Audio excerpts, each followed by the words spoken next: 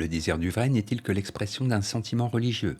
Thèse, le désir du vrai est un désir d'absolu, qui s'apparente à un sentiment religieux.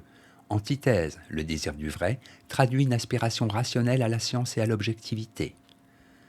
Thèse, le désir du vrai n'exprime que le besoin de croire à un absolu éternel et immuable. La vérité est divinisée par de nombreux philosophes, qui décrivent la recherche du vrai comme une quête mystique. Premier argument, le désir du vrai est désir d'éternité. Platon a une conception mystique, non scientifique de la vérité. Pour lui, l'âme aspire au vrai comme à un absolu. La vérité de Platon se confond avec Dieu, et le langage qu'il utilise pour en parler est le langage de la foi, l'âme se détachant des réalités corporelles et sensibles pour monter jusque dans le monde des idées. Elle pourra alors contempler la vérité éternelle et immuable. Deuxième argument, la vérité est en Dieu. Pour les philosophes chrétiens, de saint Augustin à Kierkegaard, en passant par Malebranche, la vérité se confond aussi avec Dieu. Les vérités éternelles existent, elles sont en Dieu, et lorsque notre esprit accède à elles, il le fait par le biais d'une expérience mystique. Saint Augustin parle ainsi d'illumination, Malebranche de vision en Dieu. Troisième argument, science et religion ont le même objet. Pour Hegel, la philosophie, la science, l'art et la religion ont tous le même objet, la vérité. La religion n'est qu'une perception irrationnelle de ce que la raison perçoit de manière intelligible. Hegel écrit dans La raison dans l'histoire, « Toute définition ultérieure du vrai n'est valable pour l'individu que dans la mesure où elle correspond à son principe religieux. » En bref, le désir du vrai est le signe d'une aspiration mystique à l'absolu.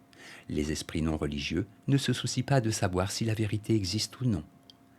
Antithèse. Le désir du vrai n'est pas l'expression d'un désir religieux. En effet, c'est le propre de la raison que de vouloir établir la vérité. La recherche de la vérité est l'objectif ultime de la science. La vérité est un objet non de croyance, de foi, mais de connaissance objective. Premier argument, le vrai est l'objet de la science. La vérité n'est pas une notion religieuse, mais une notion logique. Bertrand Russell la définit comme une correspondance entre une croyance et un fait. Il n'y a pas de vrai en soi. Le vrai n'est pas un absolu, une essence divine. C'est une simple propriété des faits. La recherche de la vérité n'est pas une quête mystique, mais une démarche scientifique basée sur l'observation des faits. Deuxième argument, la vérité est pratique. C'est dans la pratique que l'homme éprouve la vérité, c'est-à-dire la réalité et la puissance de sa pensée dans ce monde et pour notre temps. La discussion sur la réalité ou l'irréalité d'une pensée, qui s'isole de la pratique, est purement scolastique. Pour Marx et Engels, dans l'idéologie allemande, la vérité est une notion pratique, politique, ce n'est pas une notion religieuse et abstraite. Troisième argument, le désir du vrai est désir de pouvoir. Pour les sceptiques, il n'y a pas de vérité absolue. Le désir de vérité ne peut pas être un désir de connaissance, parce que celle-ci est impossible, ni l'expression d'un désir religieux.